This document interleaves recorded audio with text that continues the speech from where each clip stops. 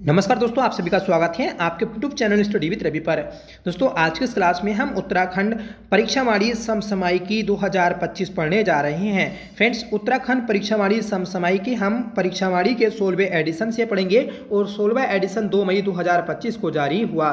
तो इस नए एडिशन में जो आपका समसामयिकी दिया हुआ है तो वह सब हम कंप्लीट करने वाले हैं। दोस्तों, हम समसामयिकी में प्रमुख योजनाएं और नेशनल गेम्स को भी पढ़ेंगे, क्योंकि ये टॉपिक आपका मोस्ट इंपॉर्टेंट है। ठीक है, जो आपका 11 मई को एग्जाम है उस एग्जाम में यहां से प्रश्न दोस्तों जरूर देखने को मिलेगा। तो आपसे रिक्वेस्ट है कि प्लीज आप इस क्लास को एंड तक जरूर देखिएगा, जिससे आपका कोई भी करंट अफेयर से रिलेटेड क्वेश्चन ना छूटे। ठीक है, तो चलिए शुरू कर लेते हैं आज के अपनी इस क्लास को, जिसका पहला पॉइंट है कि सिलक्यारा सुरंग आर पार। तो सिलक्यारा सुरंग आर पार दोस्तों जो हुई तो वह 16 अप्रैल 2025 को हुई है। ठीक है, सिलक्यारा सुरंग उत्तरकाशी में बनाई जा रही है, जो कि चार धाम ऑल वेदर रोड परियोजना का एक हिस्सा है। ठीक है, सिलक्यारा सुरंग दोस्तों 82 माह के बाद आर पार हुई, मतलब इसका कार्य कंप्लीट हो गया। दोस्तों, जो आर पार करने का कार्य था तो वह दोस्तों हो चुका है। उत्तरकाशी जिला मुख्यालय से 50 किलोमीटर दूर यमुनोत्री राष्ट्रीय राजमार्ग पर 1384 करोड़ रुपए की लागत से बन रही 4.531 किलोमीटर लंबी सिलक्यारा पोलगांव वड़कोट सुरंग का निर्माण कार्य जुलाई 2018 में शुरू हुआ था। तो देखिए, आपको याद रखना है कि सिलक्यारा सुरंग जो है तो वह यमुनोत्री राष्ट्रीय राजमार्ग पर बनाई जा रही है। ठीक है, जिसकी लंबाई 4.531 है।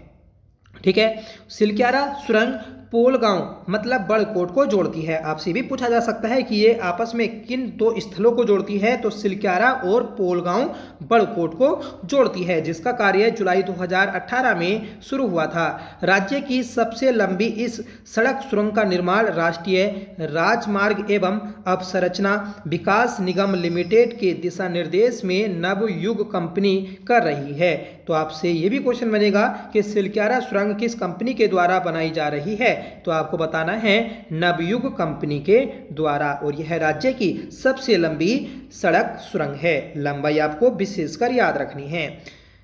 12 नवंबर 2023 को सुरंग में सिलक्यारा की तरफ भूस्खलन होने से 8 राज्यों के 41 मजदूर सुरंग के अंदर फंस गए थे। ठीक है, तो आप सभी जानते हैं कि 12 नवंबर 2023 को सिलक्यारा सुरंग टूट गई थी। ठीक है, उसमें मतलब बीच में धसाव आ गया था, भूस्खलन हो गया था, जिस कारण दोस्तों वह ब्लॉक हो गई थी और उसके अंदर 8 राज्यों के 41 श्रमिक बंद हो गए थे। ठीक है, अंदर ही दोस्तों फंस गए थे। तो ये घटना कब घटी, तो 12 नवंबर को घटी थी। ठीक है, और ये 41 मजदूर 17 दिनों बाद दोस्तों बाहर निकल पाए थे। इस घटना के ऊपर वो 17 दिन पुस्तक भी लिखी गई राजीव रंजन सिंह के द्वारा। आपसे क्वेश्चन बनेगा कि सिलक्यारा सुरंग पर कौन सी पुस्तक लिखी गई है, तो वो 17 दिन किसने लिखी, तो राजीव रंजन सिंह के द्वारा लिखी गई, जिसे मुख्यमंत्री पुष्कर सिंह धामी ने प्रकाशित किया था। देश की सबसे लंबी रेल सुरंग की खुदाई पूरी। तो देखिए, हमारे राज्य में 4.531 इतनी लंबी सड़क सुरंग बन रही है, जबकि हमारे देश की सबसे लंबी रेल सुरंग भी बन रही है। तो देश की सबसे लंबी रेल सुरंग ऋषिकेश कर्णप्रयाग ब्रॉडगेज रेल परियोजना में एक और सुरंग की खुदाई पूरी कर ली गई। ठीक है, तो ये जो सबसे लंबी रेल सुरंग है हमारे देश की, तो वह किसका हिस्सा है, तो ऋषिकेश कर्णप्रयाग रेल लाइन का हिस्सा है। ठीक है, रेल परियोजना की देवप्रयाग से ज्ञानसू के बीच निर्माणाधीन देश की सबसे लंबी रेल सुरंग 16 अप्रैल 2025 को आर पार हो गई। ठीक है, तो ये सुरंग भी दोस्तों 16 अप्रैल 2025 को आर पार हुई है। तो ये किन दो स्थलों के मध्य है, तो देवप्रयाग से ज्ञानसू के मध्य है। ठीक है, 16 अप्रैल 2025 को आर पार हुई। लंबाई है 14.57 किलोमीटर। ठीक है, 14.57 किलोमीटर लंबी इस लंबी सुरंग का निर्माण प्रति माह 413 मीटर की औसत दर से टनल बोरिंग मशीन के जरिए किया गया था। मतलब एक महीने में ये जो सुरंग बनाई जाती थी तो उसकी लंबाई 413 मीटर है।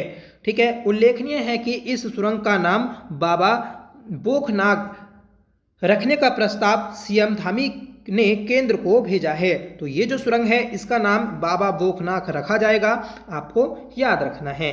ठीक है, लंबाई दोस्तों सड़क सुरंग की भी रखनी है 4.531 और आपको रेल सुरंग की भी लंबाई याद रखनी है 14.57 किलोमीटर।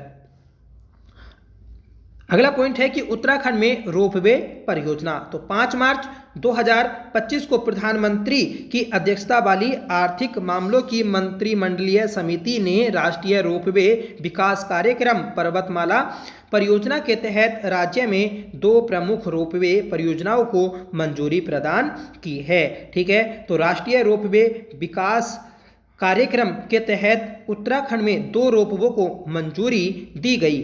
ठीक है, पहला रोपवे है गोविंद घाट से हेमकुंड साहिब तक, जिसकी लंबाई है 12.4 किलोमीटर। ठीक है, और ये आपकी चमोली में स्थित है।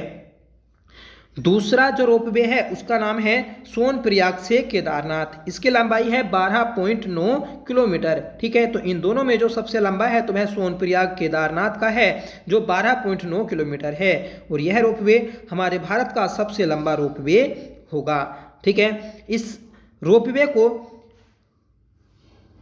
सार्वजनिक निजी भागीदारी ढांचे में डिजाइन, निर्माण, वित्त, संचालन एवं हस्तांतरण मॉडल के तहत निष्पादित किया जाएगा। ठीक है, तो पीपी मॉडल के आधार पर दोस्तों इसे बनाया जा रहा है। दोस्तों इस रोपवे को बनाने का जो मुख्य उद्देश्य है तो वह सुदूर और पहाड़ी क्षेत्रों में अंतिम छोर तक कनेक्टिविटी बढ़ाने के लिए भारत सरकार ने वर्ष 2022 के बजट में राष्ट्रीय रोपवे विकास कार्यक्रम पर्वतमाला की घोषणा की थी। ठीक है, तो क्वेश्चन बनेगा कि केंद्र सरकार ने राष्ट्रीय रोपवे विकास कार्यक्रम पर्वतमाला योजना की घोषणा कब की? तो वर्ष 2022 में की थी।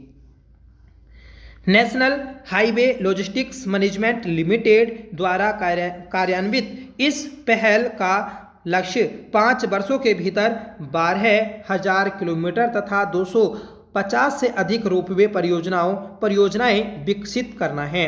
इस कार्यक्रम के तहत उत्तराखंड, हिमाचल प्रदेश, जम्मू कश्मीर, अरुणाचल प्रदेश और सिक्किम जैसे राज्य शामिल हैं। तो ये आपको योजनाएं याद रखनी हैं। आसन आर्द्र भूमि देहरादून। तो आप सभी जानते हैं कि हमारे उत्तराखंड का एकमात्र आर्द्र भूमि स्थल जो है रामसर साइड जो है तो वह आपका आसन बैराज है। आसन बैराज 1967 में बना था जो कि ढालीपुर झील में स्थित है। ठीक है, मतलब आसन बैराज को ढालीपुर झील भी कहा जाता है। आसन नदी और गंगा यमुना नदी के संगम पर दोस्तों ये बैराज बना है। जनवरी 2025 में देहरादून जिले के आसन आर्द्र भूमि जो कि उत्तराखंड में पक्षियों हेतु एकमात्र रामसर स्थल है। क्वेश्चन बनता है कि जो रामसर स्थल है तो वह किसके लिए प्रसिद्ध है? तो प्रवासी पक्षियों के लिए प्रसिद्ध है। स्वयं सेवकों की सहायता से 117 प्रजातियों के कुल 5,225 पक्षियों की पहचान की गई। यह अभियान एशियाई जलीय पक्षी जनगणना का हिस्सा था। ठीक है, तो जो रामसर साइड है यहाँ पर पक्षियों की गणना की गई और ये गणना एशियाई जलीय पक्षी गणना के तहत की गई थी। ठीक है, और उत्तराखंड में दोस्तों 23 आर्द्रभूमि स्थलों का एक साथ सर्वेक्षण भी किया गया। मतलब आपका भविष्य में हो सकता है कि उत्तराखंड में और रामसर साइट घोषित की जाए तो उसके लिए 23 स्थानों का सर्वेक्षण किया गया। अगला पॉइंट है कि उत्तराखंड में आइसलैंड के बीच समझौता। तो हाल ही में उत्तराखंड ने आइसलैंड देश के साथ एक समझौता किया है और ये समझौता जनवरी 2025 में किया गया था। ठीक है, आइसलैंड के राजदूत हैं डॉक्टर बेनेडिक्ट होस्कुलसन। ठीक है, बेनेडिक्ट होस्कुलसन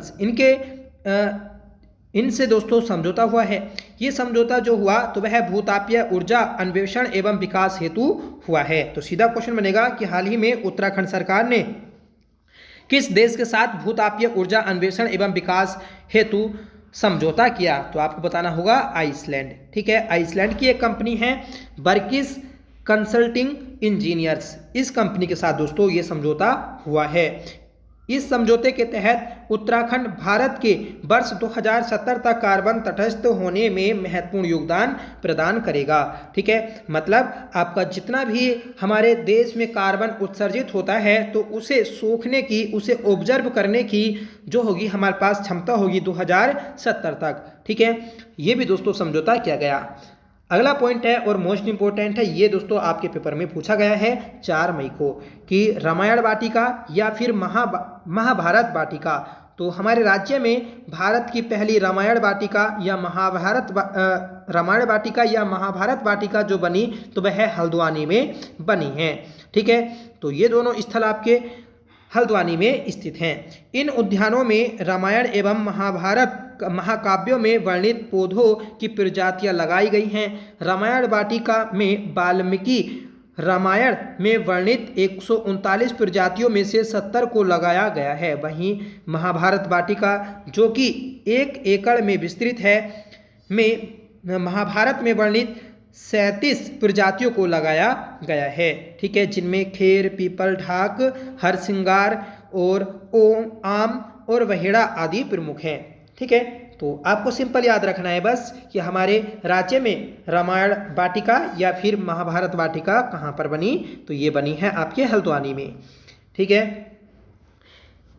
पीएम सूर्य घर योजना हेतु यूपीसीएल सम्मानित। तो देखिए, पीएम सूर्य घर योजना हमारे राज्य में संचालित है, पूरे देश में ही ये संचालित है। तो इस योजना के लिए यूपीसीएल को सम्मानित किया गया है। उत्तराखंड पावर कॉरपोरेशन लिमिटेड, जिसकी स्थापना 12 फरवरी 2001 को की गई थी। ठीक है, तो इसे सम्मानित किया गया 21 जनवरी 2025 को। प्रधानमंत्री सूर्य घर योजना के तहत उत्तराखंड में 14,000 से अधिक घरों की छतों पर सौर संयंत्र स्थापित करके लगभग 50 मेगावाट विद्युत उत्पादन हेतु नवीन एवं नवीकरणीय ऊर्जा मंत्रालय द्वारा सम्मानित किया गया। तो हमारे उत्तराखंड में पीएम सूर्य घर योजना के तहत 14,000 घरों की छतों पर ये सोलर पैनल लगाए गए हैं। ये योजना दोस्तों 29 फरवरी 2024 को शुरू हुई थी। ठीक है, 1 करोड़ परिवारों को मुफ्त विद्युत ऊर्जा उपलब्ध करवाने हेतु इसे शुरू किया गया था। ठीक है, तो आपको याद रखना है कि पीएम सूर्य घर मुफ्त बिजली योजना कब शुरू हुई, तो ये 29 फरवरी 2024 को शुरू हुई थी। ठीक है, अंतर्राष्ट्रीय प्रवासी उत्तराखंडीय सम्मेलन, तो इस सम्मेलन का आयोजन 12 जनवरी 2025 को मुख्यमंत्री पुष्कर सिंह धामी ने देहरादून में अंतर्राष्ट्रीय प्रवासी उत्तराखंडी सम्मेलन का उद्घाटन किया। इस सम्मेलन का विषय जो था तो वह है investment opportunities in manufacturing, power generation and startup था। ठीक है, तो सीधा क्वेश्चन आपसे बनेगा कि जो हमारे उत्तराखंड में अंतर्राष्ट्रीय प्रवासी उत्तराखंडी सम्मेलन आयोजित किया गया था, तो इसका विषय क्या था। ठीक है, तो याद रखिएगा investment opportunities in manufacturing, power generation and startup था। ठीक है, और इस सम्मेलन में 17 देशों के प्रवासी उत्तराखंडियों ने भाग लिया था। ठीक है, अगला पॉइंट है और मोस्ट इंपॉर्टेंट है, उत्तराखंड में समान नागरिक संहिता यूसीसी लागू। तो उत्तराखंड में 27 जनवरी 2025 को उत्तराखंड में स्वतंत्रता के बाद समान नागरिक संहिता को लागू किया गया और इसे लागू करने वाला भारत का पहला राज्य उत्तराखंड बन गया है। उत्तराखंड से पहले गोवा ने 1867 के पुर्तगाली नागरिक संहिता पर आधारित यूसीसी का पालन करा था। मतलब दोस्तों आप सभी जानते हैं कि गोवा पर जो अधिकार था तो वह पुर्तगालियों का अधिकार था और पुर्तगालियों के द्वारा 1867 में गोवा में समान नागरिक संहिता को लागू किया गया था। ठीक है, जो कि गोवा के भारत में विलय 19 दिसंबर 1961 के पश्चात आज तक जारी है। मतलब दोस्तों हमारे गोवा को आज़ाद होने के बाद भी ये वहाँ पर लागू है। समान नागरिक संहिता उत्तराखंड 2024 की धारा 48, 389 व 91 द्वारा प्रदत्त शक्तियों का प्रयोग करके समान नागरिक संहिता नियमावली उत्तराखंड 2025 निर्मित की गई है। तो ये धाराएं हैं दोस्तों, इन धाराओं को भी आप याद रखिएगा। ये नियम उत्तराखंड के सभी नागरिकों के लिए, चाहे वे किसी भी धर्म या समुदाय के हों, विवाह, तलाक, विरासत, गोद लेना एवं उत्तराधिकारी से संबंधित कानूनों को एकीकृत करने के उद्देश्य से एक व्यापक कानूनी ढांचा स्थापित करते हैं। मतलब जो आपका यूसीसी है, तो यूसीसी में क्या है, तो इसमें दोस्तों विवाह, तलाक, विरासत, गोद लेना, उत्तराधिकार से संबंधित, ठीक है, ये सभी कानून बनाए गए हैं कि ये सभी जो चीज़ें हैं, इनमें जो कानून लागू होंगे तो वह सभी धर्मों के लिए समान हैं। ये नियम नागरिक मामलों में समानता, निष्पक्षता और सुव्यवस्थित शासन को बढ़ावा देने हेतु निर्मित हैं। ठीक है, तो इन्हें दोस्तों सभी के लिए एक समान कानून बनाने के लिए इसे लागू किया गया। उत्तराखंड समान नागरिक संहिता की मुख्य विशेषताएं क्या हैं, तो यूसीसी नियम के प्रावधान आदिवासी समुदायों पर लागू नहीं होंगे। मतलब यूसीसी जो होगा तो वह आपका आदिवासियों के ऊपर लागू नहीं किया जाएगा। यूसीसी नियमों का उद्देश्य विवाह, तलाक, लिव इन रिश्तों को विनियमित करना है। ठीक है, अतः इसका पोर्टल पर पंजीकरण करवाना अनिवार्य है। अब दोस्तों क्या हो गया है कि अगर आपकी शादी होती है तो शादी होने के बाद आपको इस पोर्टल पर पंजीकरण करवाना अनिवार्य होगा। सभी बच्चों को जैविक संतान के रूप में मान्यता दी गई है, जिसमें दत्तक एवं सरोगेसी के माध्यम से जन्मे बच्चे भी शामिल हैं। ठीक है, द्विविवाह एवं बहुविवाह पर प्रतिबंध लगाया गया है। मतलब अगर पहले कोई व्यक्ति 2 विवाह कर लेता था या फिर 1 से अधिक विवाह करता था तो दोस्तों कोई भी कानून उसे नहीं रोक सकता था। अब दोस्तों इस पर प्रतिबंध लगाया गया है। अगर आपकी पहले से शादी हो रखी है और अभी भी आपके पास में आपकी वाइफ रह रही है, आपके साथ रह रही है, तो आप दूसरी शादी नहीं कर सकते। ठीक है, वसीयत एवं उत्तराधिकार हेतु घोषणाकर्ताओं को आधार से जुड़ा विवरण प्रस्तुत करना होगा। साथ ही गवाहों की वीडियो रिकॉर्डिंग अपलोड करनी होगी। ठीक है, जैसे वसीयत या उत्तराधिकार में जो हमें संपत्ति मिलती है तो उसकी घोषणाओं का एक आधार जो होगा तो उसका विवरण आपको देना होगा। ठीक है, और जो गवाह होंगे उनकी वीडियो रिकॉर्ड कर दोस्तों इस पोर्टल पर अपलोड करनी होगी। यूसीसी पोर्टल पर किसी गवाह या लिव इन रिलेशनशिप पर तीसरे पक्ष द्वारा दर्ज आपत्ति या झूठे आरोपों का सत्यापन उपपंजीयक द्वारा किया जाएगा। ठीक है, तो ये थी आपकी यूसीसी, याद रखिएगा, मोस्ट इंपॉर्टेंट है। कब ये लागू हुई, तो 27 जनवरी 2025 को लागू की गई। यूसीसी को लागू करने के लिए कौन सी समिति बनाई गई थी, तो रंजना देसाई समिति बनाई गई थी और इसके लिए जो जन संवाद हुआ था तो वह माणा गांव से शुरू हुआ था। वाइन टूरिज्म का शुभारंभ, तो हमारे राज्य में वाइन टूरिज्म का शुभारंभ हुआ है। ठीक है, उत्तराखंड सरकार ने राज्य में पर्यटन राजस्व व रोजगार के अवसरों में वृद्धि हेतु वाइन पर्यटन की इस नई पहल की शुरुआत की। सरकार ने कोटद्वार में प्रथम वाइन उत्पादन इकाई का उद्घाटन किया है। तो देखिए, वाइन जो आपकी एक शराब होती है, ठीक है, एल्कोहल होता है, तो उसका एक टूरिज्म प्लेस बनाया गया है कोटद्वार में। तो आपसे क्वेश्चन बनेगा कि उत्तराखंड सरकार ने कहां प्रथम वाइन उत्पादक इकाई स्थापित की, तो कोटद्वार में दोस्तों ये की गई है। ठीक है, जो संशोधित आबकारी नीति के तहत निर्मित है। वाइन उत्पादन इकाइयों के आसपास गेस्ट हाउस, होम स्टे विकसित किए जा रहे हैं, जिससे पर्यटक प्राकृतिक सुंदरता का पूर्ण आनंद प्राप्त कर सकें। उत्तराखंड संतरा, माल्टा, बुरांस, नाशपाती और गलगल जैसे फलों से समृद्ध है, जिसका प्रयोग वाइन उत्पाद में कच्चे माल के तौर पर किया जा सकता है। ठीक है, जो वाइन तैयार होती है तो इन सभी फलों से होती है। अगला पॉइंट है यू तैयारी, you prepare. Uttarakhand disaster preparedness and resilient project, जिसे विश्व बैंक द्वारा $200 बिलियन के निवेश से वित्त पोषित किया गया है। इसका उद्देश्य आपदा प्रबंधन को सुदृढ़ करना तथा रिस्पॉन्स टाइम को कम करना है। इस परियोजना के अंतर्गत निम्नलिखित कार्य किए जाएंगे। तो आपसे सीधा क्वेश्चन बनेगा कि उत्तराखंड में यूथ तैयारी ये कार्यक्रम किसके द्वारा शुरू किया गया है या फिर किसकी सहायता से किया जा रहा है? तो विश्व बैंक की सहायता से किया जा रहा है, जो कि दोस्तों आपदा प्रबंधन से संबंधित है। इस आपदा प्रबंधन का जो मुख्य कार्य है तो 10 आपदा राहत आश्रय गृहों का निर्माण किया जाएगा, 8 सड़क सुरक्षा संबंधी उपाय बनाए जाएंगे, 45 पुलों का निर्माण होगा, 19 अग्निशमन केंद्रों का निर्माण होगा, डिजास्टर रिकवरी बल हेतु ट्रेनिंग सेंटर बनाए जाएंगे, अस्पतालों का निर्माण होगा, वन अग्नि से निपटने की तैयारी की जाएगी। ठीक है,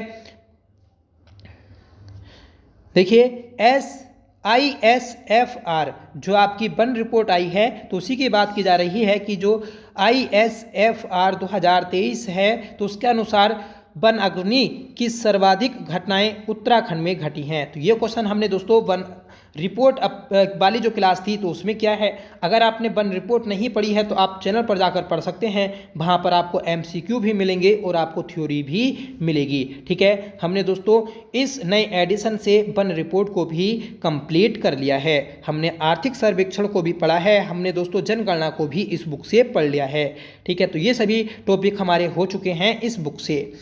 अब पढ़ेंगे दोस्तों हम राष्ट्रीय खेलों के बारे में। तो 38वें राष्ट्रीय खेल 2025 में उत्तराखंड में हुए हैं।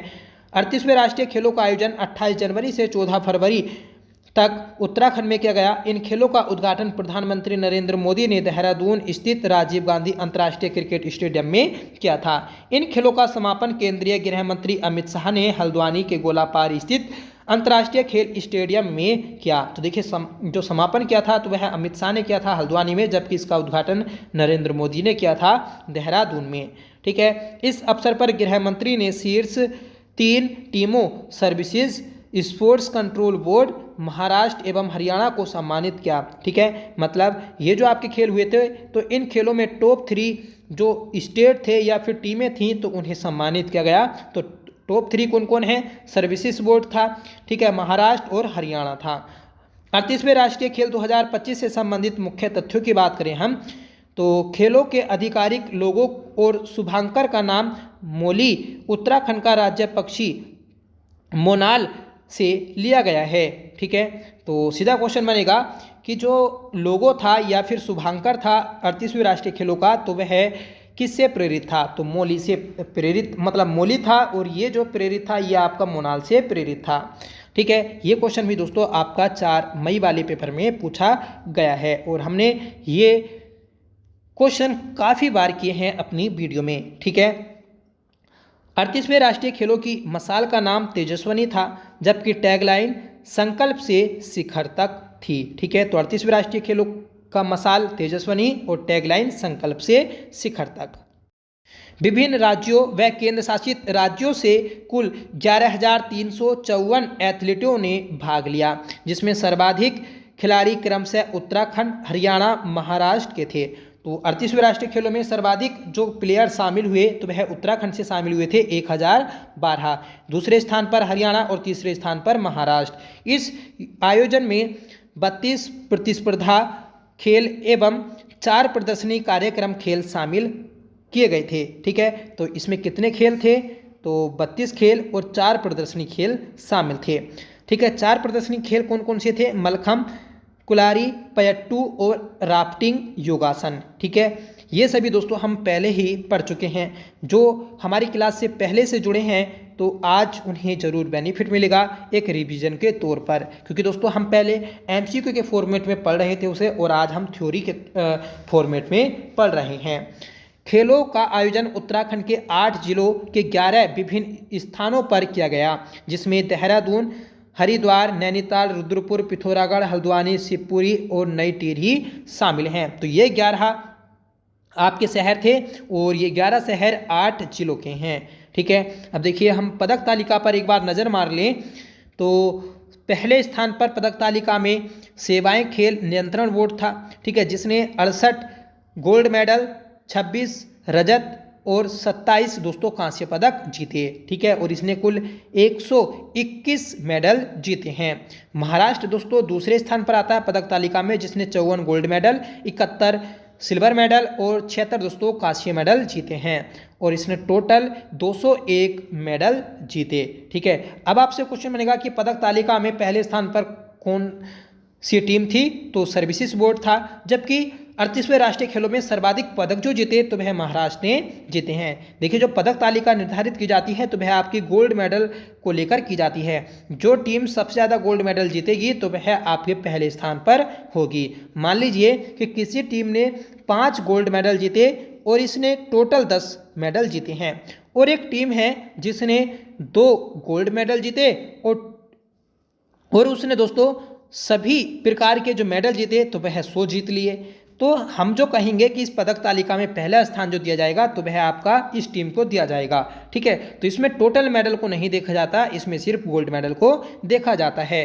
तीसरे स्थान पर हरियाणा, और दोस्तों उत्तराखंड जो है तो वह 7वें स्थान पर है। उत्तराखंड ने 24 गोल्ड मेडल, 35 सिल्वर मेडल और 44 कांस्य मेडल जीते हैं, और टोटल 103 मेडल जीते। ठीक है, तो याद रखिएगा कि उत्तराखंड ने 38वें राष्ट्रीय खेलों में कितने पदक जीते, 103। कितने गोल्ड मेडल, तो 24। कितने सिल्वर मेडल, 35, और ब्रोंज मेडल दोस्तों 44 जीते हैं। ठीक है, और उत्तराखंड का पदक तालिका में कौन सा स्थान है, तो 7वां स्थान है। ठीक है, और आपसे पूछ ले जाए कि मेडल के आधार पर कौन सा स्थान है, तो आपको बताना होगा चौथा। ठीक है, क्योंकि पहले स्थान पर आपका मेडल के आधार पर महाराष्ट्र, दूसरे स्थान पर हरियाणा, और तीसरे स्थान पर सर्विसेज बोर्ड, और फिर चौथे स्थान पर अपना उत्तराखंड। 38वें राष्ट्रीय खेलों 2025 में उत्तराखंड की समग्र रैंकिंग 7वीं।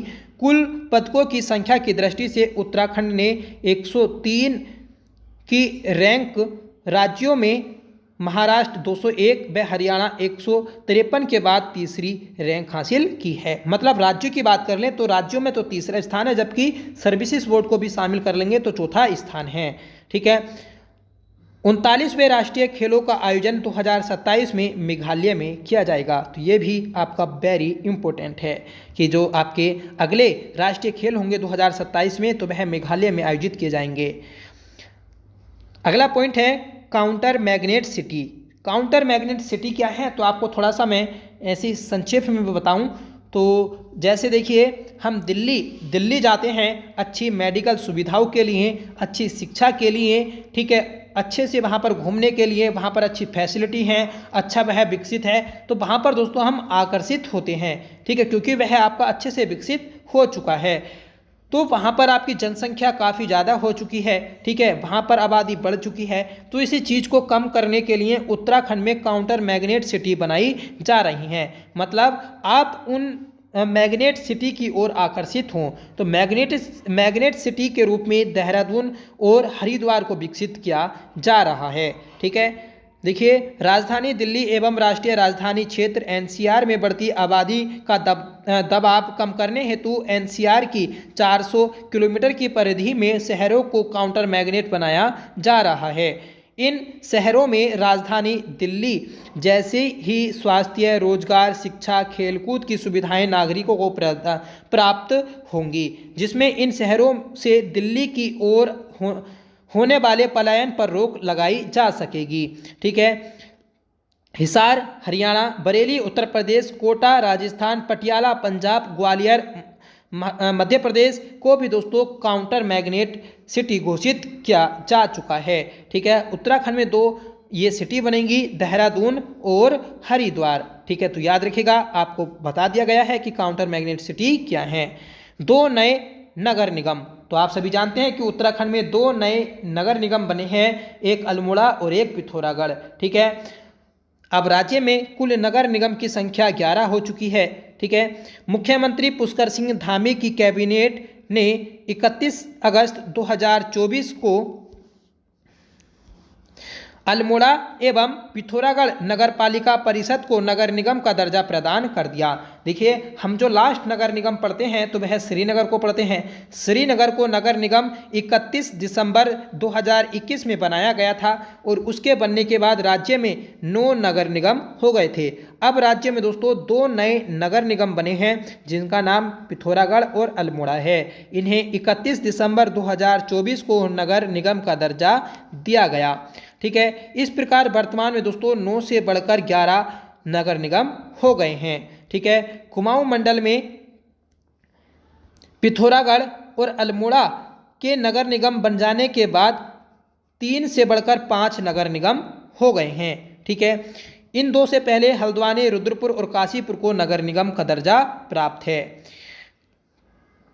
हल्द्वानी और हरिद्वार को 2011 में नगर निगम बनाया गया था। रुद्रपुर, काशीपुर और रुड़की इन्हें दोस्तों 2013 में नगर निगम का दर्जा दिया गया था। ठीक है, अल्मोड़ा नगर पालिका परिषद की बात करें हम तो 1864 में बनी थी। इस चीज़ को आप नोट कर लीजिएगा क्योंकि आपसे ये तो पूछ लिया ही जाएगा, आप बता भी दोगे कि जो नगर निगम बनी तो वह कब बनी, 31 अगस्त 2024 को, पर इसे नगर पालिका का दर्जा कब मिला था तो 1864 में मिला था। योग नीति और उत्तराखंड। उत्तराखंड दोस्तों योग नीति लागू करने वाला देश का पहला राज्य बन गया है। दिसंबर 2024 में मुख्यमंत्री की घोषणा के अनुसार राज्य में 50 नए योग एवं वेलनेस केंद्र खोले जाएंगे तथा ऋषिकेश को योग नगरी के रूप में विकसित किया जाएगा। हम दोस्तों पढ़ते भी हैं कि उत्तराखंड में योग नगरी किसे कहते हैं तो ऋषिकेश को कहते हैं, जो कि योग के लिए यह विश्व प्रसिद्ध है। इस दिशा में आयुष विभाग ने योग नीति का प्रारंभिक ड्राफ्ट तैयार किया। ठीक है, और इस पहल से योग के प्रति लोगों में जागरूकता बढ़ेगी और रोजगार के भी अवसर पैदा होंगे। ठीक है, राज्य में ट्रांसजेंडर कल्याण बोर्ड, तो राज्य में ट्रांसजेंडर कल्याण बोर्ड भी बनाया गया है। ठीक है, तो उसी को पढ़ते हैं। तो दिसंबर 2024 में उत्तराखंड मंत्रिमंडल ने राज्य ट्रांसजेंडर व्यक्ति कल्याण बोर्ड के गठन के प्रस्ताव को मंजूरी दी है। तो सीधा क्वेश्चन बनेगा कि उत्तराखंड में ट्रांसजेंडर कल्याण बोर्ड कब बना तो दिसंबर 2024 में बना है। ठीक है, समाज कल्याण विभाग को इस बोर्ड का प्रशासनिक विभाग बनाया गया। मुख्यमंत्री को इस बोर्ड का चेयरमैन बनाया गया। तो ये क्वेश्चन भी आप याद रखिएगा कि ट्रांसजेंडर कल्याण बोर्ड का अध्यक्ष या फिर चेयरमैन कौन है, मुख्यमंत्री।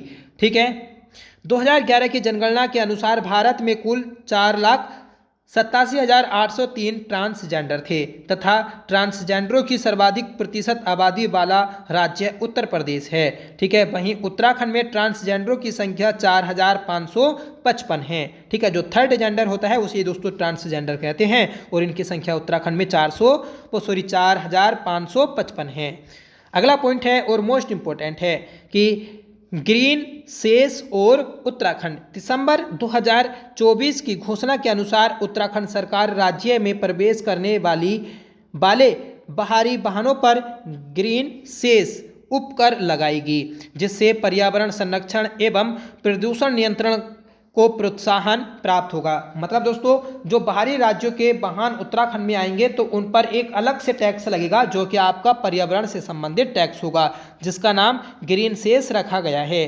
ठीक है, ये जो टैक्स होगा ये आपका फास्टैग के थ्रू ही कट जाएगा। ठीक है, और इसका जो आधार रखा है तो वह 20 रुपये से लेकर 80 रुपये रखा गया। ठीक है, यह वाणिज्यिक एवं निजी दोनों प्रकार के वाहनों से लिया जाएगा। मतलब आपके जो निजी होंगे और जो आपके कमर्शियल वाहन होंगे उनसे भी लिया जाएगा और फास्टैग वॉलेट के थ्रू ये दोस्तों काट लिया जाएगा टोल टैक्स पर। ठीक है, स्वचालित नंबर प्लेट पहचान कैमरे से वाहनों की पहचान की जाएगी। 2 पहिया वाहन, ई वाहन, CNG वाहन, एम्बुलेंस, अग्निशमन वाहन और उत्तराखंड में पंजीकृत वाहनों को इसमें छूट दी गई है। इलेक्ट्रॉनिक वाहन, 2 पहिया वाहन, CNG और एम्बुलेंस, ठीक है, अग्निशमन, इन सभी पर दोस्तों ये टैक्स नहीं लिया जाएगा। उत्तराखंड गौरव सम्मान, तो उत्तराखंड गौरव सम्मान 2024, इस सम्मान की शुरुआत 2021 में की गई थी। ये चीज़ आप याद रखिएगा कि उत्तराखंड गौरव सम्मान की शुरुआत कब हुई तो 2021 में हुई थी और पहली बार यह 2022 में दिए गए थे।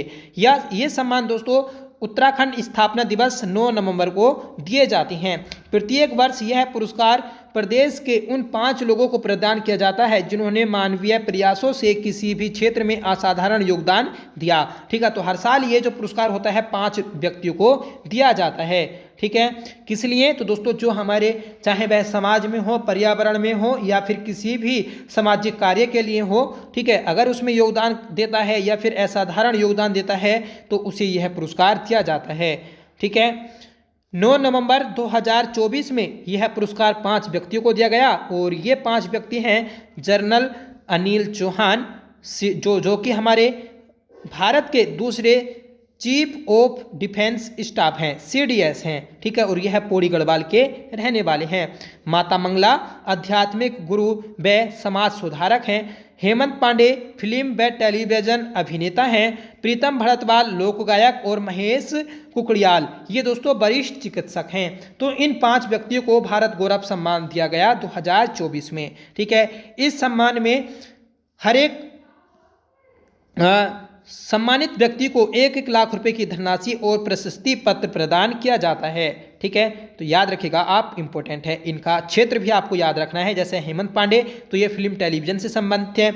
प्रीतम भरतवाल लोक गायक हैं। महेश कुकड़ियाल तो वरिष्ठ चिकित्सक हैं। माता मंगला आध्यात्मिक गुरु व समाज सुधारक हैं। और CDS अनिल चौहान को तो आप सभी जानते हैं, ये दोस्तों बिपिन रावत के बाद दूसरे CDS बने थे। ठीक है, और बिपिन रावत को भी दोस्तों ये पुरस्कार मिल चुका है।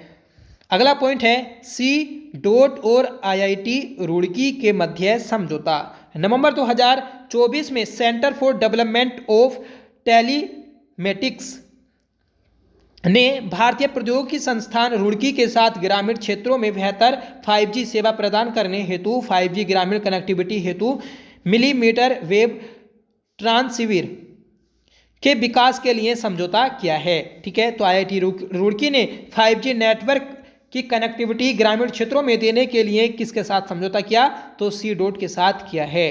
ठीक है, अगला पॉइंट है कि भारत का पहला बुरांश उद्यान। देखिए हर एक पॉइंट आपका मोस्ट इंपॉर्टेंट है। ठीक है, जबकि हम ये पहले सब कर चुके हैं, पर आज ये दोस्तों आपकी फाइनल क्लास हो सकती है 11 वाले एग्जाम के लिए। और ये नई बुक है, इसलिए दोस्तों आपको कराई जा रही है कि अगर कोई पॉइंट एक्स्ट्रा मिल जाए और वो आपका पेपर में पूछ लिया गया तो आपको दोस्तों कितना फायदा होगा आप सोच सकते हैं। ठीक है, तो भारत का पहला बुरांश उद्यान, तो भारत का पहला बुरांश उद्यान मुंशियारी पिथौरागढ़ में बनाया जा रहा है। ठीक है, बुरांश उत्तराखंड का राज्य वृक्ष है जिसका वैज्ञानिक नाम रोडोडेंड्रोन अर्बोरियम है। ठीक है, जो 1 हेक्टेयर क्षेत्र में विस्तृत है। उसमें रोडोडेंड्रोन की 35 प्रजातियां शामिल की गई हैं। ठीक है, तो जो बुरांश वृक्ष है इसकी 35 प्रजातियां दोस्तों इस पार्क में आपको देखने को मिलेंगी। ठीक है, जिसमें से 5 प्रजातियां केवल उत्तराखंड में पाई जाती हैं। ठीक है, बुरांश नेपाल का राष्ट्रीय वृक्ष एवं नागालैंड का राजकीय पुष्प और बुरांश के फूलों के रस का प्रयोग शरबत निर्माण एवं फूलों के अर्क का प्रयोग शरीर में सूजन को कम करने के लिए किया जाता है। मत्स्य पालन में उत्तराखंड, तो दोस्तों मत्स्य पालन रिपोर्ट 21 नवंबर 2024 को जारी की गई। मत्स्य पालन दिवस 21 नवंबर को मनाया जाता है और इस अवसर पर ये रिपोर्ट दोस्तों जारी की गई है, जिसमें उत्तर पूर्वी भारत और दोस्तों उत्तरी भारत में पहला स्थान उत्तराखंड का है। ठीक है, तो नई दिल्ली में उत्तराखंड को मत्स्य पालन हेतु हिमालयी तथा उत्तर पूर्वी राज्यों में सर्वश्रेष्ठ राज्य का पुरस्कार प्रदान किया गया। ठीक है, 2024 में विश्व मत्स्य पालन दिवस की थीम भारत का नीला परिवर्तन। ठीक है, तो याद रखिएगा भारत का नीला परिवर्तन, लघु स्तरीय एवं टिकाऊ मत्स्य पालन को मजबूत करना थी। उल्लेखनीय है कि देश में 2023-24 में मछली का उत्पादन 174.45 लाख टन था। ठीक है, तो छोटा सा राज्य है और इसमें दोस्तों मछली का उत्पादन अच्छी मात्रा में किया जाता है। भारत का पहला लेखक गांव, तो भारत का पहला लेखक गांव जो बना तो वह आपका देहरादून में बना है।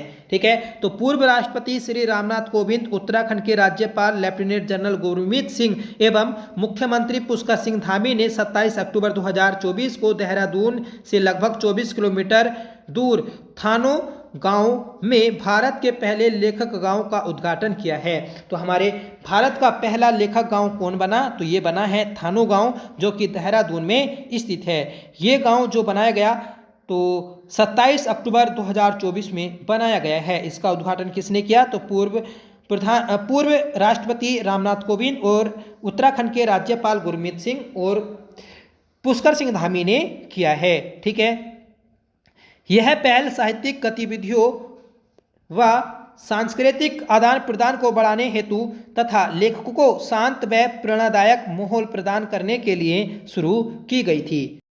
ऑपरेशन सद्भावना, तो अक्टूबर 2024 में पर्यटन को बढ़ावा देने के उद्देश्य से ऑपरेशन सद्भावना के तहत पिथौरागढ़ जिले के कालापानी क्षेत्र में एक टेंट आधारित होम स्टे का शुभारंभ किया गया था। ठीक है दोस्तों, आप सभी जानते हैं कि वाइब्रेंट विलेज कार्यक्रम उत्तराखंड में चल रहा है। ठीक है, और इसी का एक हिस्सा है आपका होम स्टे, जिससे आपको पर्यटन को बढ़ावा मिलेगा। ठीक है, तो यही चीज़ है दोस्तों ऑपरेशन सद्भावना। तो आपसे क्वेश्चन बनेगा कि ऑपरेशन सद्भावना कहाँ पर चलाया गया? तो पिथौरागढ़ में चलाया गया। ठीक है, जिसके तहत वाइब्रेंट गाँव की कुल संख्या 51 है। ठीक है, तो 51 गाँव में इसे शुरू किया गया था। अगला पॉइंट है कि 10वां विश्व आयुर्वेद सम्मेलन।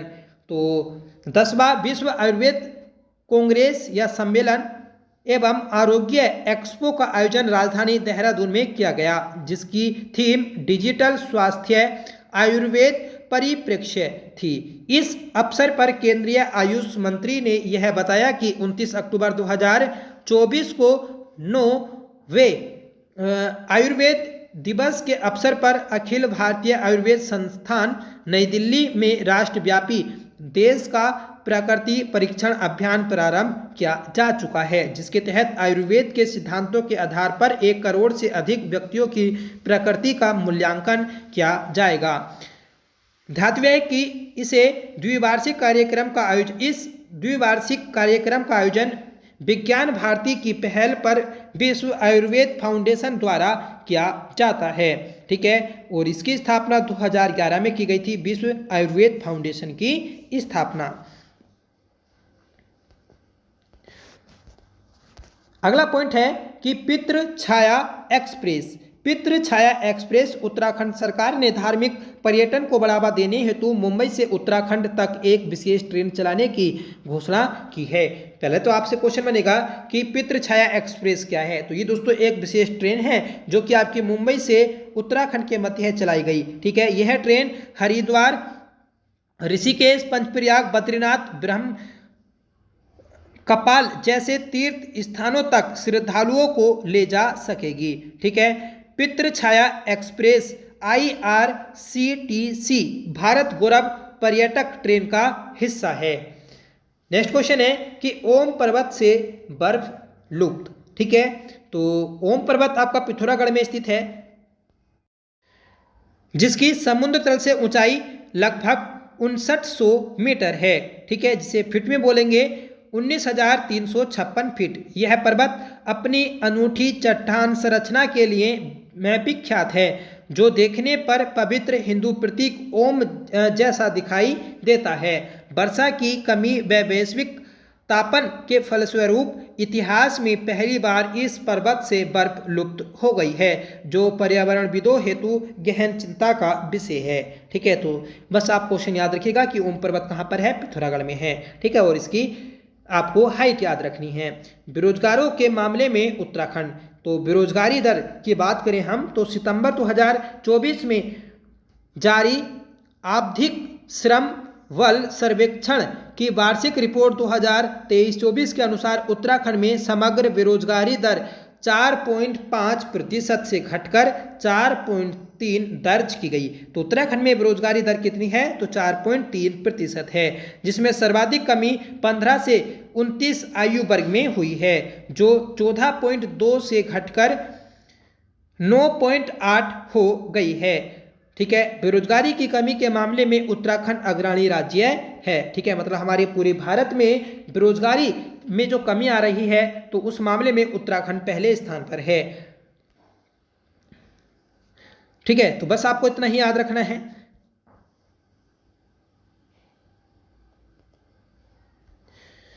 अगला जो पॉइंट है तो वह आपका पेरिस ओलंपिक 2024 से है। तो आप सभी जानते हैं कि 2024 में जो पेरिस ओलंपिक हुए, ठीक है, ओलंपिक हुए थे तो वह पेरिस फ्रांस में हुए थे। वर्ष 2024 में फ्रांस की राजधानी पेरिस में 38वें ग्रीष्मकालीन ओलंपिक खेलों का आयोजन 26 जुलाई से 31 अगस्त 2024 के बीच संपन्न हुआ। देखिए 38वें नहीं होगा, ये 33वें होगा, ठीक है, कि 33वें जो ओलंपिक खेल हुए थे तो वह आपके पेरिस में हुए थे, ठीक है। इसमें दुनिया के 206 देशों के 10,500 एथलीटों ने भाग लिया। भारतीय खिलाड़ियों का दल 117 सदस्यों का था।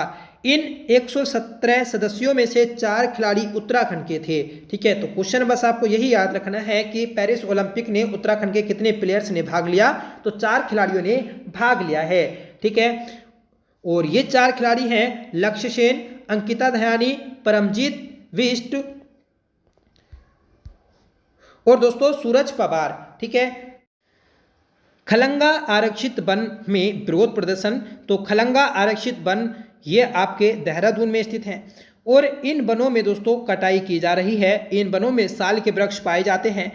साल के 2000 वृक्षों की कटाई की जा रही है और ये कटाई सोंग बांध पेयजल परियोजना बनने के कारण की जा रही है, जिस कारण दोस्तों वहाँ के स्थानीय लोगों और पर्यावरण प्रेमियों के द्वारा ये प्रदर्शन किया गया। साल के वृक्ष को छत्तीसगढ़ और झारखंड राज्य का राज्य वृक्ष घोषित किया गया है, ठीक है। उड़ीसा, झारखंड और मध्य प्रदेश में इस वृक्ष को सुखवा के नाम से जाना जाता है, ठीक है, सुखवा के नाम से जाना जाता है। अगला पॉइंट है सतत विकास लक्ष्य। तो सतत विकास लक्ष्य दोस्तों ये नीति आयोग के द्वारा जारी किया जाता है। नीति आयोग को थिंक टैंक के नाम से जानते हैं और जुलाई 2024 में सतत विकास लक्ष्य सूचकांक जारी किया गया। इस सूचकांक में उत्तराखंड और केरल को पहला स्थान प्राप्त हुआ है। दोनों राज्यों ने दोस्तों मिलकर 79 अंक प्राप्त किए हैं। ये अंक 0 से 100 के बीच प्राप्त होते हैं, ठीक है। 16 SDG होते हैं और इन 16 SDG में आपका स्कोर दिया जाता है, ठीक है। अलग अलग प्रकार का स्कोर होता है और फिर टोटल दोस्तों स्कोर जिसका ज़्यादा होता है तो वह पहला स्थान पाता है। अगला पॉइंट है कि उत्तराखंड की पहली वर्ल्ड गैलरी। तो उत्तराखंड की पहली वर्ल्ड गैलरी यह देहरादून में बनाई जा रही है, ठीक है। यहाँ पर दोस्तों नेचर एजुकेशन सेंटर, ठीक है, के रूप में वर्ल्ड गैलरी की स्थापना की जा रही है।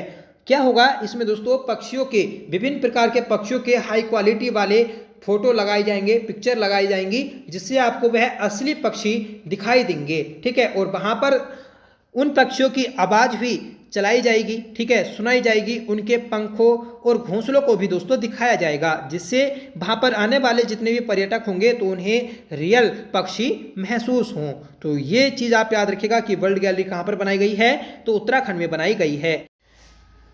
उत्तराखंड में 710 से अधिक पक्षियों की प्रजातियाँ पाई जाती हैं। हमारे भारत में जितने भी पक्षियों की प्रजातियाँ हैं उनमें से 50% से ज़्यादा हमारे उत्तराखंड में पाए जाते हैं, ठीक है। नामों में परिवर्तन, तो दोस्तों जोशीमठ तहसील का नाम ज्योतिर्मठ कर दिया गया और कुसिया कोटोली तहसील का नाम श्री कैचीधाम तहसील कर दिया गया है, ठीक है। जो ज्योतिर्मठ है तो ये आपका शंकराचार्य के द्वारा स्थापित किया गया था और कैचीधाम जो है तो ये दोस्तों बाबा नीम करोली के नाम से प्रसिद्ध है। अगला पॉइंट है कि मानसखंड एक्सप्रेस भारत गौरव पर्यटक ट्रेन। तो यह एक विशेष पर्यटक ट्रेन है जो उत्तराखंड के कुमाऊं क्षेत्र के कम प्रसिद्ध स्थलों का दौरा करती है। इस ट्रेन की शुरुआत अप्रैल 2024 में उत्तराखंड पर्यटन विकास बोर्ड एवं भारतीय रेलवे खानपान और पर्यटन निगम की साझेदारी से हुई। यह ट्रेन पुणे, महाराष्ट्र, टनकपुर, पिथौरागढ़ के मध्य संचालित होगी। तो देखिए टनकपुर पिथौरागढ़ में नहीं है, यह आपका चंपावत में है, ठीक है। तो पुणे से लेकर टनकपुर के बीच ये आपकी मानसखंड एक्सप्रेस ट्रेन चलाई गई, ठीक है। अब इस भारत गौरव पर्यटक ट्रेन के माध्यम से भीमताल, अल्मोड़ा, चौकोरी, चाय बागानों, मायावती आश्रम और नंदा देवी, कैचीधाम आदि स्थानों का दौरा कराया जाएगा, ठीक है। वहाँ पर दोस्तों घुमाया जाएगा पर्यटकों को और ये जो आपका पूरी यात्रा का टाइम है तो वह 10 रातों और 11 दिनों का रहेगा। ठीक है, अगला पॉइंट है कि अभियान पिरू लाओ पैसा पाओ। तो पिरू लाओ पैसा पाओ अभियान ये उत्तराखंड में शुरू किया गया 8 मई 2024 को। ठीक है, और कहाँ पर इसकी शुरुआत की गई तो रुद्रप्रयाग में शुरू की गई है। ठीक है, और ये अभियान जंगल की आग को रोकने हेतु शुरू किया गया था। सूखी जो चीड़ की पत्तियां होती हैं तो उसे दोस्तों पिरूल कहते हैं, और ये पिरूल 50 रुपये प्रति किलो के हिसाब से स्थानीय लोगों से खरीदा जाएगा। मतलब जो स्थानीय लोग हैं तो वह चीड़ की पत्तियों को इकट्ठा करके अगर एक सेंटर पर ले जाकर बेचें तो वहां पर उन्हें 1 किलो पत्तियों का 50 रुपये दिया जाएगा। ठीक है, तो ये जो पहल शुरू की गई तो आग की आपदा को कम करने के लिए शुरू की गई है। पिरूल से दोस्तों आपकी बिजली बनाई जाती है, और पिरूल से बिजली बनाने की 25 किलोवाट क्षमता की परियोजना का उद्घाटन 2020 में किया गया था। और ये जो क्वेश्चन है ये आपका पूछा जा चुका है। अगला पॉइंट है कि भारत का पहला जीईपी इंडेक्स। तो भारत का पहला जीईपी इंडेक्स ये इस इंडेक्स को बनाने वाला उत्तराखंड देश का पहला राज्य बना है। ठीक है, जिसने वायु, जल, वन और मिट्टी 4 प्राकृतिक संसाधनों को मौद्रिक मूल्य प्रदान करते हुए इसे सकल पर्यावरण उत्पाद से अभिहित किया है। ठीक है, तो जीईपी की फुल फॉर्म क्या है तो ग्रॉस इन्वायरमेंट प्रोडक्ट। ठीक है, इसकी शुरुआत 2020 से 2022 के बीच की गई थी। ठीक है, मतलब आपका जो ये 4 प्राकृतिक संसाधन हैं तो इनका क्या होगा मौद्रिक मूल्य होगा। ठीक है, इन्हें दोस्तों पैसों में तुलना की जाएगी कि भाई हमें इतना इनसे फायदा होता है। ठीक है, अगर हम इसे बचाएं तो हमें इतना बेनिफिट होने वाला है। इसकी शुरुआत जो की तो वह हिमालयन पर्यावरण अध्ययन एवं संरक्षण संगठन हैस्को के संस्थापक श्री अनिल प्रकाश जोशी ने की है। ठीक है, तो जीईपी सूचकांक ये किसके द्वारा विकसित किया गया तो अनिल प्रकाश जोशी के द्वारा विकसित किया गया है। हैस्को की स्थापना 1979 में की गई थी। अगला पॉइंट है कि हाउस ऑफ हिमालयाज ब्रांड। तो उत्तराखंड के जितने भी ब्रांड हैं उन सभी को हिमाद्री के नाम से बेचा जाता है। अब क्या होगा कि इन सभी प्रोडक्ट्स को आपका हाउस ऑफ हिमालयाज के अंतर्गत रखा जाएगा।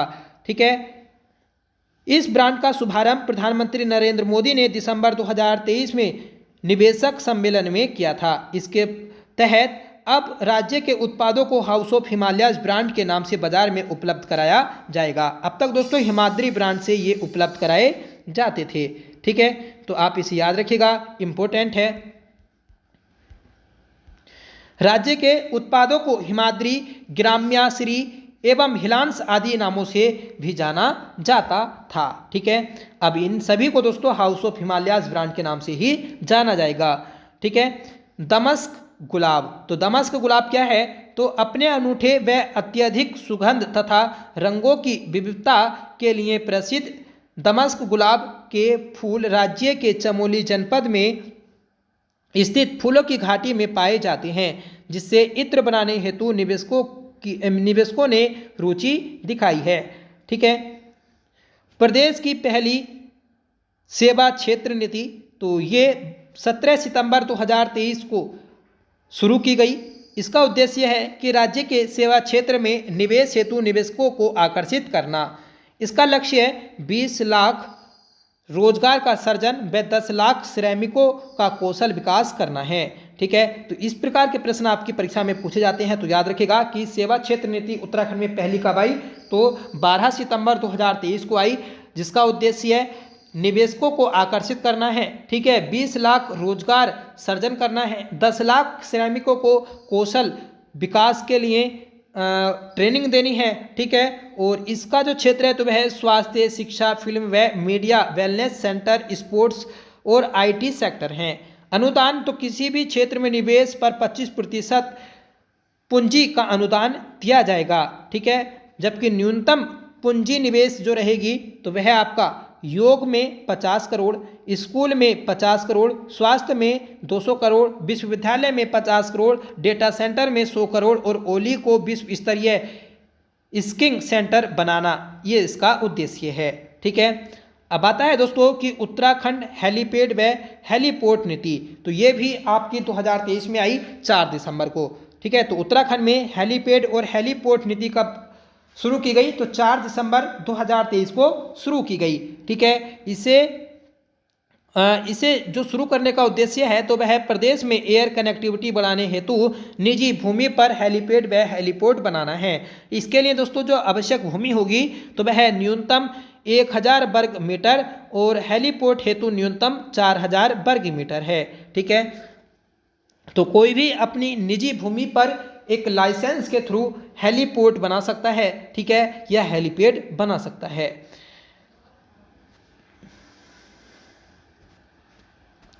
इसके लिए दोस्तों सरकार सहायता अनुदान भी देगी। स्टार्टअप संशोधित नीति 2023। ठीक है, तो जैसे हमने ऊपर पढ़ी हेलीपैड नीति 4 दिसंबर 2023, ऊपर पढ़ी थी हमने दोस्तों 12 सितंबर 2023। ठीक है, इसी प्रकार स्टार्टअप संशोधित नीति 2023 है जो कि फरवरी 2023 में शुरू की गई।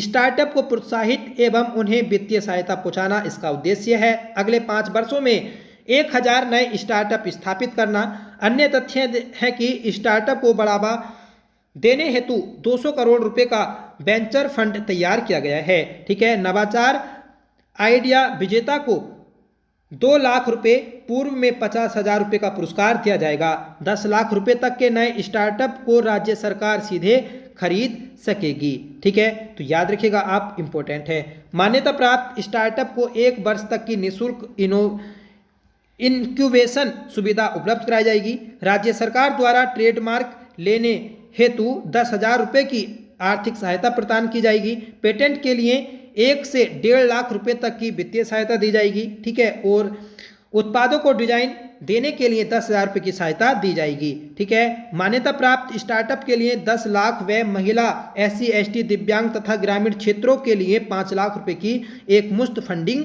प्राप्त की जाएगी। ठीक है, स्कूल कॉलेजों में भी नवाचार उद्यमिता को बढ़ावा दिया जाएगा। तो ये सभी बातें हैं दोस्तों आपकी स्टार्टअप नीति से संबंधित जो कि 2023 में आई है। इससे पहले उत्तराखंड में जो स्टार्टअप नीति आई थी तो वह 2018 में आई थी और उसी में दोस्तों ये संशोधन हुआ है।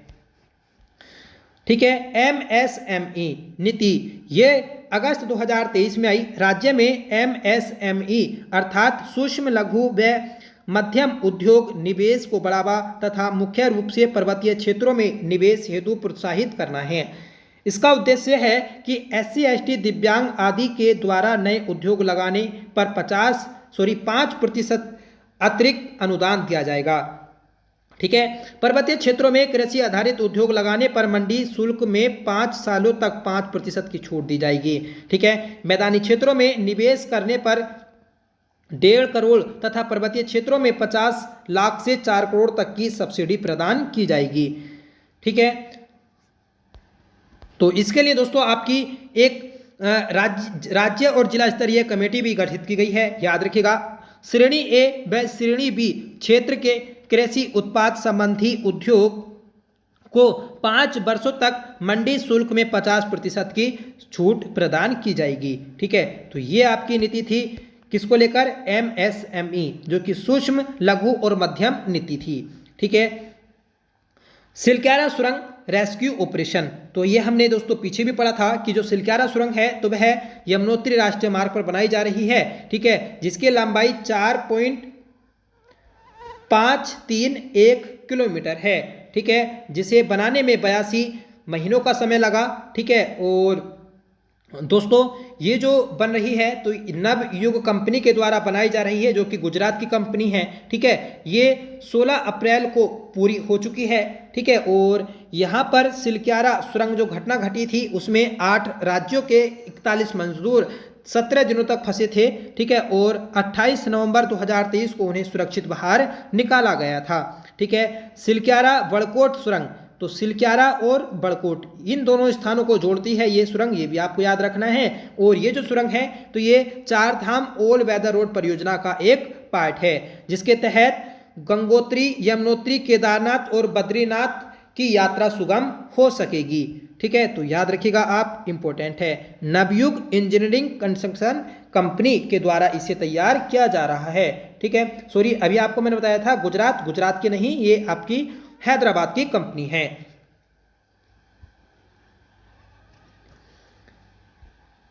अगला पॉइंट है कि उत्तराखंड के 18 उत्पादों को जीआई टैग, तो उत्तराखंड के 18 उत्पादों को जीआई टैग एक साथ मिला था।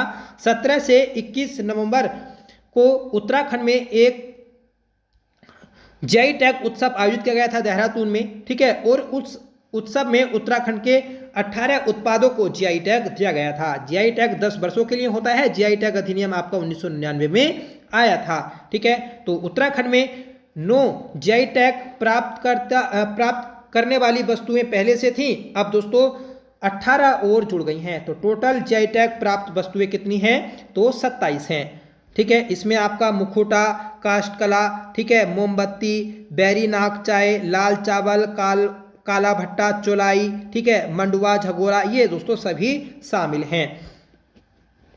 उत्तराखंड के लैंसडाउन नगर का नाम पौड़ी जिले के महावीर चक्र विजेता शहीद राइफलमैन बाबा जसवंत सिंह रावत के नाम पर जसवंतगढ़ किया गया है। तो लैंसडाउन का अब नाम क्या कर दिया गया, तो जसवंतगढ़ कर दिया गया है। 27 जून 2023 को उत्तराखंड में किच्छा के निकट पराग फार्म व डोईवाला के निकट 2 नए शहर बनाने हेतु केंद्र सरकार ने प्रारंभिक तौर पर स्वीकृति प्रदान की है, ठीक है। तो आपसे क्वेश्चन बनेगा कि पराग फार्म कहां पर है, तो आपको बताना है सितारगंज के पास, ठीक है।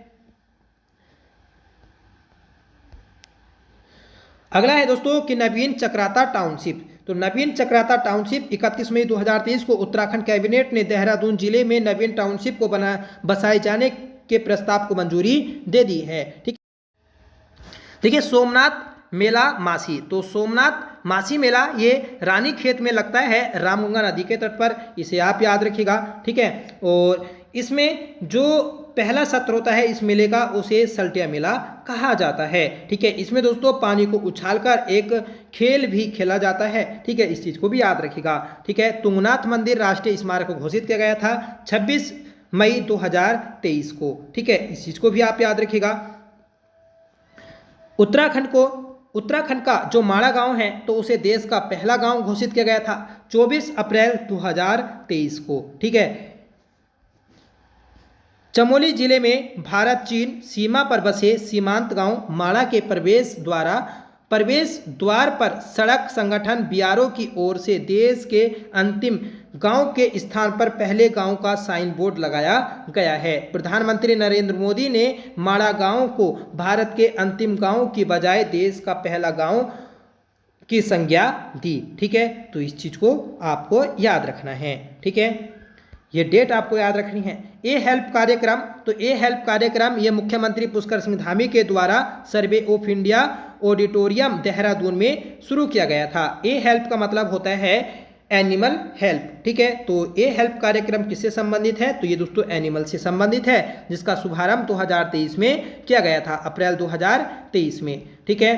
फिर आता है दोस्तों कि प्रदेश का पहला हेल्थ एटीएम, तो प्रदेश का पहला हेल्थ एटीएम ये राज्य सचिवालय भवन में लगाया गया था 6 अप्रैल 2023 को, ठीक है। और यहाँ पर दोस्तों पहला ग्रेन एटीएम भी लगाया गया था देहरादून में, ठीक है। देहरादून के प्रेम नगर में आपका पहला ग्रेन एटीएम भी लगाया गया। फिर आता है दोस्तों उत्तराखंड सौर ऊर्जा नीति। तो उत्तराखंड में सौर ऊर्जा नीति कब आई, तो नई सौर ऊर्जा नीति 2023 में आई है, ठीक है, जिसके तहत दिसंबर 2027 तक प्रदेश में 2500 मेगावाट तक बिजली का उत्पादन करने का टारगेट रखा गया है, ठीक है। अगला आता है दोस्तों अंतर्राष्ट्रीय योग महोत्सव। तो उत्तराखंड में अंतर्राष्ट्रीय योग महोत्सव 21 जून 2023 को ऋषिकेश में आयोजित किया गया। 21 जून को अंतर्राष्ट्रीय योग दिवस भी मनाया जाता है, ठीक है, तो याद रखना है। ऋषिकेश को योग नगरी के नाम से जाना जाता है, ठीक है। और ये जो कार्यक्रम था ये आपका पर्यटन विभाग के द्वारा मनाया गया।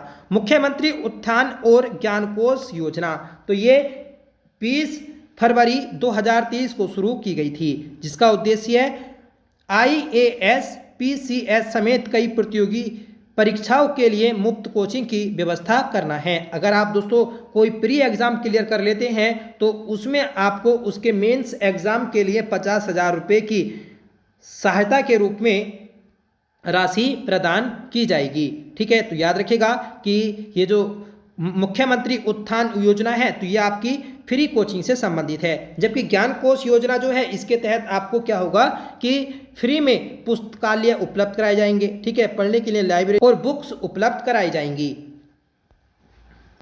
अगला पॉइंट है कि नए संसद भवन में एपण कला, तो नए संसद भवन को किस कला से सजाया गया है, तो एपण कला से सजाया गया है, ठीक है, जिसे दोस्तों पीपल हाउस या पीपल हॉल के नाम से जाना जाता है, ठीक है। नैनीताल मुक्तेश्वर की रहने वाली हेमलता कवडवाल ने इस एपण कला को बनाया है, ठीक है, जो कि चित्रकला कुमाऊं क्षेत्र की प्राचीन लोक चित्रकला है, ठीक है। तो याद रखिएगा कि कौन प्रसिद्ध है दोस्तों एपण कला के लिए, तो हेमलता। जबकि एपण कला किसे कहते हैं, तो मीनाक्षी खाती को कहते हैं, ठीक है। फिर आता है कि ग्रामीण उद्यमिता समिट 2023, तो इसका इस सम्मेलन का जो आयोजन किया गया था तो वह देहरादून में किया गया था, ठीक है, जिसे गुल्लक नाम दिया गया था। प्रथम राहुल सांकृत्यायन पुरस्कार, तो प्रथम राहुल सांकृत्यायन पुरस्कार जो दिया गया तो वह 6 जनवरी 2023 को दिया गया था। किसे दिया गया, तो अरुण कुकसाल को दिया गया था। इनकी चर्चित पुस्तक है चले 7 पहाड़, ठीक है। तो याद रखिएगा कि आपका जो राहुल सांकृत्यायन पुरस्कार है तो ये पहली बार किसे दिया गया था, तो अरुण कुकसाल को दिया गया था। फिर आता है दोस्तों कोटिया जांच समिति, तो कोटिया जांच समिति इसका संबंध जो है तो वह है उत्तराखंड विधानसभा में राज्य गठन से लेकर 2022 तक हुई भर्तियों की जांच हेतु पूर्व आईएएस डी.के. कोटिया की अध्यक्षता में गठित 3 सदस्यीय विशेषज्ञ समिति ने 22 सितंबर 2022 को अपनी रिपोर्ट विधानसभा अध्यक्ष रितु खंडूरी के पास पेश की थी, ठीक है। तो कोटिया जांच समिति आपसे पूछी जाएगी तो ये किससे संबंधित है, तो ये दोस्तों विधानसभा भवन में की गई भर्तियों की जांच से संबंधित है, ठीक है। इसमें दोस्तों 2022 तक जितनी भी भर्तियां की गई हैं उन सभी की जांच की जाएगी, ठीक है। और इसके अध्यक्ष कौन हैं, तो डी.के. कोटिया। अगला पॉइंट है कि पर्वतारोहियों का निधन, तो आप सभी जानते हैं कि उत्तरकाशी जिले के डोकरानी ग्लेशियर के निकट स्थित द्रौपदी का डांडा 2 चोटी पर नेहरू पर्वतारोहण संस्थान के 44 प्रशिक्षकों व 8 प्रशिक्षकों के दल के 4 अक्टूबर 2022 को सुबह भूस्खलन की चपेट में आने से मृत्यु हो गई थी, ठीक है। और इसमें उत्तराखंड की प्रसिद्ध पर्वतारोही थी सविता कंसवाल, ठीक है। तो याद रखिएगा कि सविता कंसवाल का निधन जो हुआ तो वह 4 अक्टूबर 2022 को हुआ था द्रौपदी का डांडा 2 पर्वत चोटी की चढ़ाई करते समय, ठीक है। तो ये थी दोस्तों आज की हमारी क्लास जिसमें हमने अपना परीक्षामाणी एडिशन जो 16वां नया एडिशन था उससे उत्तराखंड समसामयिक को कंप्लीट किया, ठीक है। आईयूपी क्लास आपको पसंद आई होगी, अगर आपको पसंद आई हो तो प्लीज़ इसे लाइक करिएगा, दोस्तों में शेयर करिएगा।